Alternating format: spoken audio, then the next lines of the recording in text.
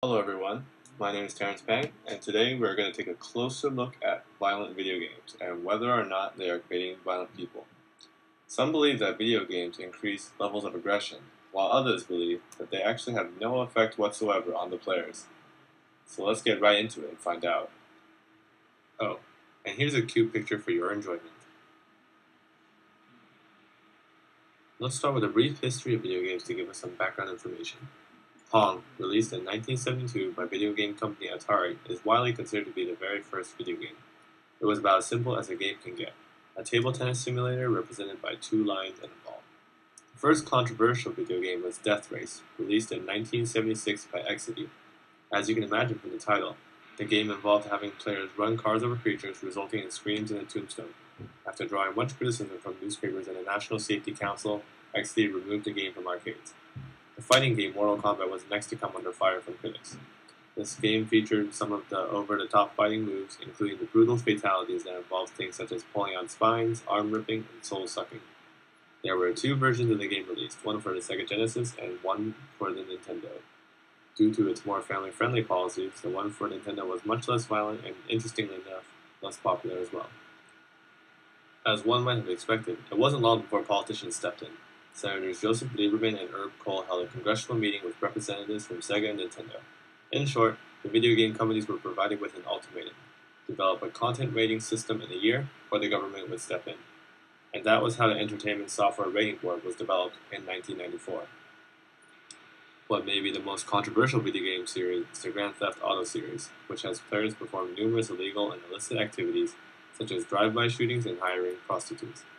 A hidden sex scene in Grand Theft Auto San Andreas brought forth much political attention and actually resulted in the game having a highly rare adults-only rating for a short period of time. Although the birth of the ESRB helped quiet things down, Columbine shooting of 1999 brings up the controversy once again because both of the attackers said they were fond of playing Doom, a first-person shooting game. And in the latest news, in 2011, the Supreme Court strikes down California's attempt to restrict sale of violent video games to minors. The justices protected the games because they considered them to be like gory stories, movies, and other art forms, which are not restricted and protected under the First Amendment. And some just find the whole controversy over video games to be absolutely ridiculous, as evidenced here by a video clip done none other than by the satirical news source, The Onion. Moving on. Many of today's most popular video games take place in dangerous post-apocalyptic landscapes. But are these going to be enough to prepare our kids for the actual post-apocalyptic future we will all soon face? I think they are. Studies have shown that these games are quite effective at teaching our kids skills that they'll need after the apocalypse, like finding shotgun ammo and leading elite squads of super soldiers. Let's take a look at both sides. Starting with the critics is Craig Anderson and Brad Bushman from Iowa State University. In 2002, they brought together 224 undergraduate students, half of which were male.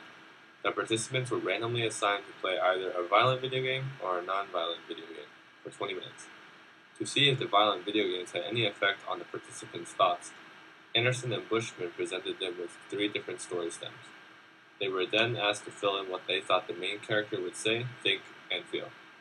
After receiving their responses, the researchers found that playing the violent video games resulted in increased levels of aggression. Next up is Brad Bushman, again, and Brian Gibson in 2010. This study was carried out very similarly to the previous one. However, the difference is how the researchers tried to measure aggression. Bushman and Gibson asked half of the people who played the violent video games to think about the game after playing, and ruminate about ways they could have improved their gameplay. The next day, those same people took part in a competitive game with one other partner that involved a punishment for the loser. The loser would be blasted with a loud, painful noise, which the winner could control. From this, the researchers believe that the violent video gamers who thought about the game after playing were more aggressive than those who did not. On the other hand are those who do not see the relationship between violent video games and violent people. Dimitri Williams and Marco Skorik at the University of Illinois at Urbana-Champaign devised their own study using a massively multiplayer role-playing game named Asheron's Call 2. After playing it for about a month, the participants were asked if they had gotten into any fights with friends or partners. There was no significant difference found between those who had played the game and those who had not. Christopher John Ferguson from Texas A&M University took a slightly different approach. Instead of conducting a study in a manner like the ones we've seen before, he instead looked at other studies. Using a specific set of criteria, he collected a total of 17 studies that had been done on the subject from 1995 to 2007. After analyzing it, he found that there was only a 2% overlap between violent video game playing and aggressive behavior. What's more is that after he accounted for publication bias, there was little to no connection found at all. After looking at both sides, it seems clear that those who support violent video games have a few good points. Patrick Kierkegaard of the Eindhoven University of Technology provides rebuttals to much of the critics' arguments. For one, Anderson and Bushman, two of the foremost researchers against violent video games, are both members of the American Psychological Association and are almost certainly biased. This somewhat nullifies the results of their studies. Kierkegaard also points out that having aggressive thoughts is not the same as actual acts of violence. For example, blasting another person with loud noises in a controlled lab setting is not the same as physical violence. In addition, there are many other factors that have to be considered when looking at these cases. Instances such as the Columbine and Virginia Tech shooting cannot simply be blamed on violent video games.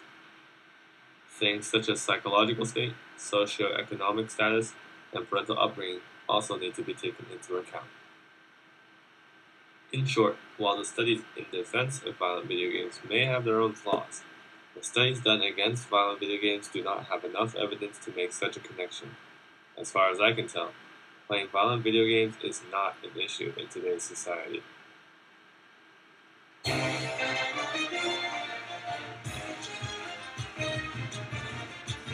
Video game fans are lining up today to be the first to purchase Close Range, the hotly anticipated video game in which players repeatedly shoot people point blank in the face. Onion News Network Tech Trends reporter Jeff Tate has more. Thanks, Bobby. Close Range is already being hailed by critics as the most important game of the year. The first-person shooter creates an immersive, richly detailed world where players shoot people in the face with guns. Reviewers say it brings a new level of depth to gaming. Just like great literature or film transports you to different worlds, Close Range transports you to a world where you fire bullets into an endless stream of faces. Fans say it's the game's well-developed characters and storyline that make Close Range so compelling. You just feel like you're inside this complex character who's thrust into a world where he has to blow people's heads up.